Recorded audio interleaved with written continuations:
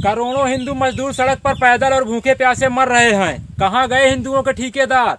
भगवाधारी भी इनकी मदद करने क्यों नहीं आ रहे? अब हिंदू खतरे में नहीं है क्या?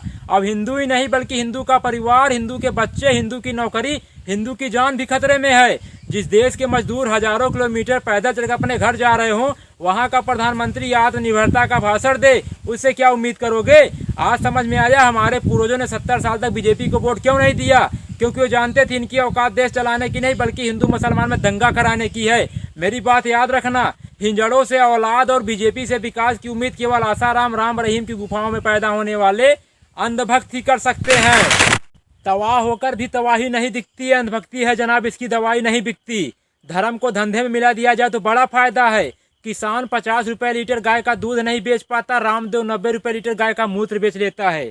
जिनको लगता है भाजपा समारोह की पार्टी है, सही है, क्योंकि सड़कों पर भूखे प्यासे रोते बिलखते मजदूर 90% दलित पिछड़े हैं। यही उनका मदद न मिल पाने का सबसे बड़ा कारण है। एक बात याद रखना, चाहे 16 मजदूर मरे, चाहे 16,000 मजदूर मरे, सरकार पर कोई प्रभाव नहीं पड़ेगा, क्योंकि सरकार पूंजीपतियों की है, गरीबों की नहीं। बटन दबाकर उंगली में स्याही देखकर खुश होना ही लोकतंत्र नहीं है। अपने अधिकार के लिए सरकार को उंगली दिखाकर सवाल पूछना भी एक लोकतंत्र है। रेलवे बिकेगा, एयर इंडिया बिकेगा, बिकेगा देश का कोना कोना। कोरोना से भी खतरनाक बीमारी है यारो अंधभक्त का होना।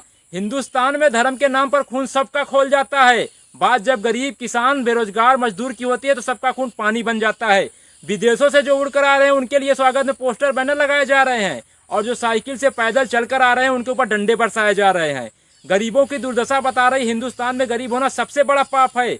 एक बात याद रखना, दुनिया का विनाश किस कारण से होगा हमें पता नहीं, मगर हिंदुस्तान के विनाश के कारण घटिया नेता और बिकाऊ पत्रकार होंगे।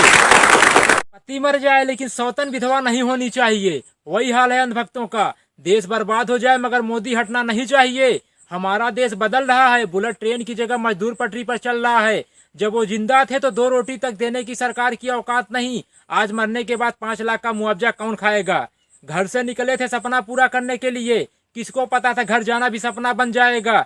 जब गरीब मजदूरों को पैदल सड़क हादसों में कुचल कर मरना ही है तो पीएम केयर फंड में मिला दान किस काम का?